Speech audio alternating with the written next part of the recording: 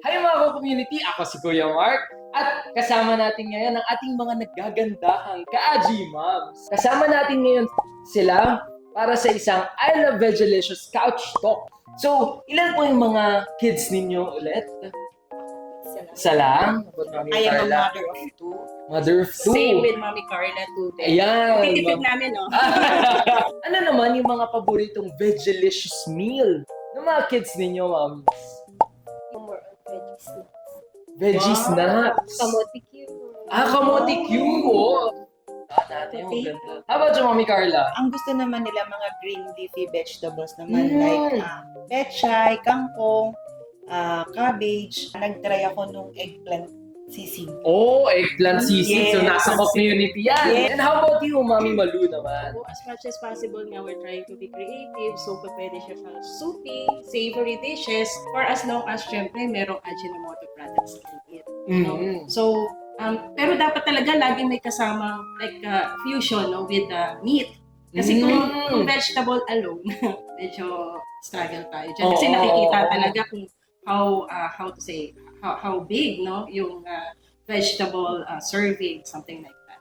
Ano naman mga ka-Aji Moms yung advice ninyo sa mga mommies out there na nahihirapan pakainin ng gulay ang mga kids nila? Is be more creative lang po. And yun nga, samahan ng konting laro. Kasi yung mga bata ngayon, malawak ang imagination nila. So, gawin natin kung paano natin ma-attract makakatch yung attention nila. And for ka-Aji Mom Carla naman, Kailangan ng creativity and then patience. patience. Kailangan. Ayan, mahalaga yan. No force needed kasi pag lalo natin silang pinipilit, lalo nilang hindi kakainin.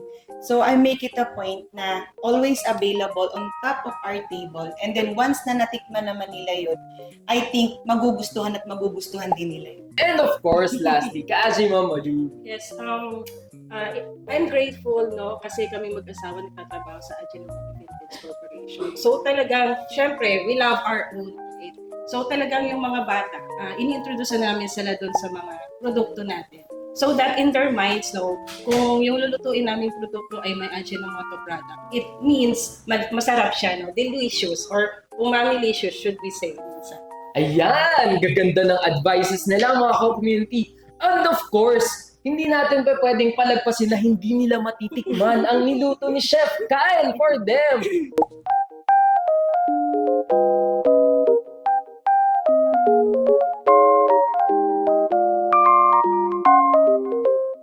So, kamusta naman mga ka-Aji Moms? Ito yung Topo Bites. Yes. Parang hindi halata yung Parang Topo hindi Bites. siya So more on parang meaty dish lang siya. So talagang sa tingin ko magugustuhan to ni Renz. Kasi kids loves nuggets. So Yeah. maraming nuggets kasi siya. That's it for our couch talk with our ka-Aji Moms. So, stay tuned for more videos. And again, I love Vegelicious! 味の素